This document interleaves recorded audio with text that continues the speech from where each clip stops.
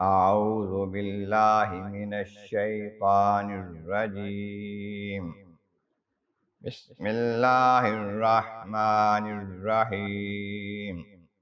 يوم تأتي كل نفس تجادل عن نفسها وتوفى كل نفس ما عملت وهم لا يظلمون. وضرب الله مثلا قرية كانت آمنة مطمئنة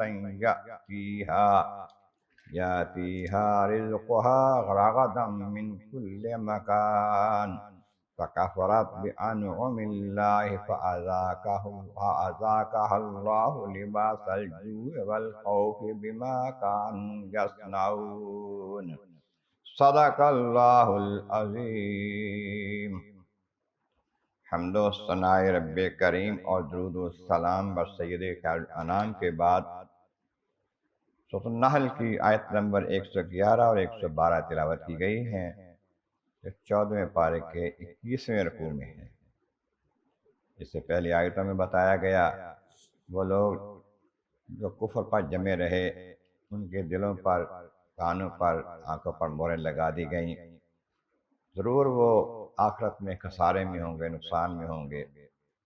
پھر آپ کے رب نے ان لوگوں کے لیے جنہوں نے ہجرت کی، مصیبتوں میں، آزمائشوں میں کامیاب ہوئے، جہاد کیا، صبر کیا، تو ان کے بعد ان کے لیے پروردگار عالم بہت بخشنے والا مہربان ہے.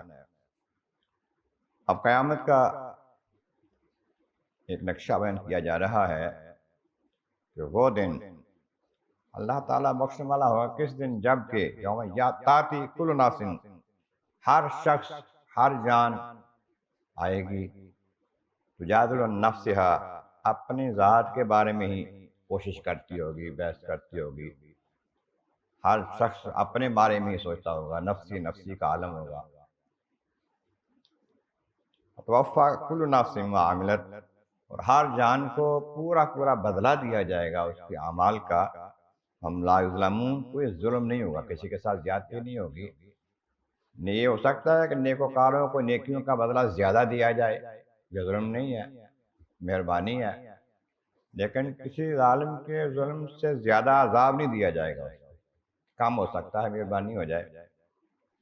فرمایا کہ اللہ تبارک و تعالی جل شانہ ایک بستی کی مثال بیان فرماتا ہے. ضرب اللہ مثلا قریۃ، ایسی بستی کانت آمنۃ مطمئنۃ، یہ بڑی مطمئن تھی، امن والی تھی، ہر طرف امن و امان تھا، وہ بڑے مطمئن تھے. یاتیہا رزقہا رغداً، اس کا رزق آتا تھا، روزی آتی تھی، پھل آتے تھے، اناج آتا تھا کھلا ڈلا، من کل مکان، ہر طرف سے. لیکن کفرت بانعم اللہ، ان لوگوں نے، بستی والوں نے اللہ تعالیٰ کی نعمتوں کا انکار کیا، ناشکری کی.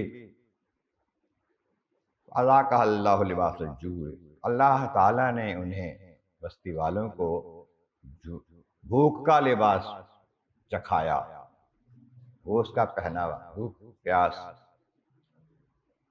والخوف، اور خوف کا، بھوک اور خوف ان پر طاری ہو گیا ان کی ناشکریوں کی وجہ سے، حق کے انکار کی وجہ سے. کیوں؟ بما کانوا یصنعون، جو کرتے تھے نا وہ اس کی وجہ سے. اب یہاں علماء مفسرین نے فرمایا ایک تو یہ ہے کہ کسی ایک بستی کا ذکر ہے جس کا تذکرہ نہیں ہے، کہاں ہے، کون سی بستی ہے.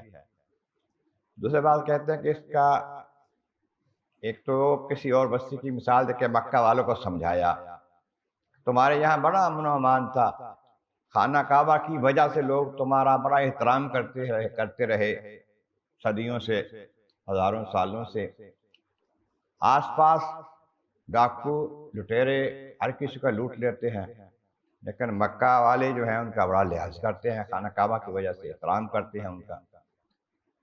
پاس آس ادھر ادھر فصلیں کوئی نہیں ہوتی، بنجر زمین ہے، پتھر ہی پتھر ہے، لیکن مکہ والوں کو ہر طرف سے روزی آ رہی ہے، پھل ہر قسم کا آ رہا ہے، نعمتیں ہر قسم کی آ رہی ہیں خانہ کعبہ کی وجہ سے.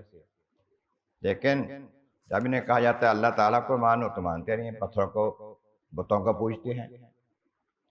یہ مثال ان کی دی گئی ہے، ان کو بڑی سہولتیں ملی، بڑا سکون ملا ہوا تھا خانہ کعبہ کی وجہ سے، لیکن جب کہا گیا کہ اللہ تعالیٰ کو مانو، اس کے نبی کو مانو، اس کے احکامات کو مانو، تو پھر انہوں نے انکار کر دیا، پھر ان کو عذاب آیا، جو خوف، بھوک اور خوف کا۔ اس کے بارے میں آتا ہے کہ مکہ والوں نے جب بہت زیادہ ظلم و ستم کی حد کر دی نا، نبی کریم علیہ السلام نے ان کے لیے بد دعا کر دی۔ 7 سال پھر ان کے لیے قحط کے آ گئے، کسی طرف سے کھانا نہیں آتا تھا، سامان نہیں آتا تھا، پھل نہیں آتے تھے، اور اتنے قحط زدہ ہو گئے کہ ہڈیاں کھانے لگے، جانوروں کی کھال کھانے لگے، بال کھانے لگے، اس طرح کر کے۔ تو پھر حضور کے بارگاہ میں حاضر ہوئے، جناب آپ کی لڑائی تو ہوگی مردوں کے ساتھ، بچوں کا، عورتوں کا کیا قصور ہے؟ وہ بھی پس رہے ہیں اس عذاب میں۔ بعد نے لکھا ہے کہ انہوں نے آ کے کہا کہ اب آپ کے خاندان کے ہی لوگ ہیں نا، تو ہمارے اوپر یہ جو عذاب آیا ہوا ہے اس کے لیے دعا کریں۔ حضور نے دعا فرما دی، پھر وہ ٹل گیا، عذاب جو تھا ختم ہو گیا۔ یہ فتح مکہ سے پہلے کی بات ہے۔